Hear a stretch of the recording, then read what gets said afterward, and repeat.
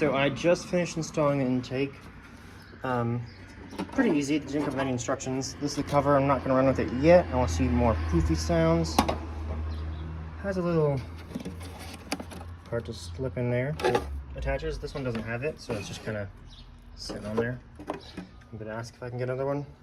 This part went opposite of what I expected, so the sensor's in the airbox instead of out here where it was before. Otherwise, pretty easy. It has a little lineup for the factory in air inlet, and I'm going to start it, and if you want to know my first thoughts, here we go. I don't know if you know, the hood on this opens so far up, it's like almost vertical, and it's a huge engine bay for a little 2-liter.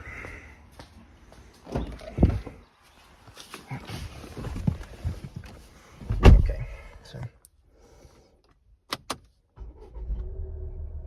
sounds pretty much identical. So let's go check. Go into dynamic mode, sober fair, how it's been.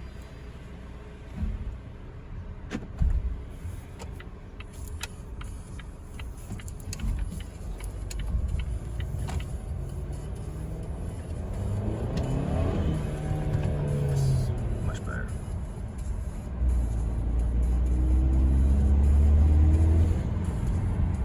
Yay! So what's really been missing from this car for me is like some performance. I have the brown interior, so it's like not even sporty in here. I put the metal pedals on, got the tune, but there's no sounds. Don't want to put an exhaust in it because it'll ruin the personality of the car. It's not meant for that. It's okay. Informal 0-60, let's check.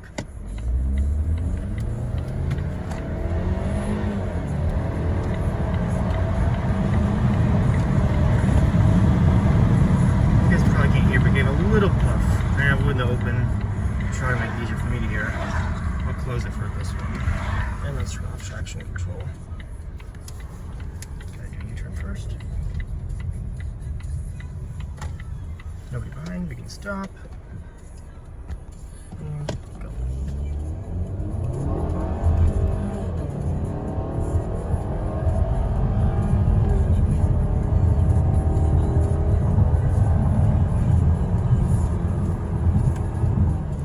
Just in my garage, if you want to hear any more turbo sounds, it's okay.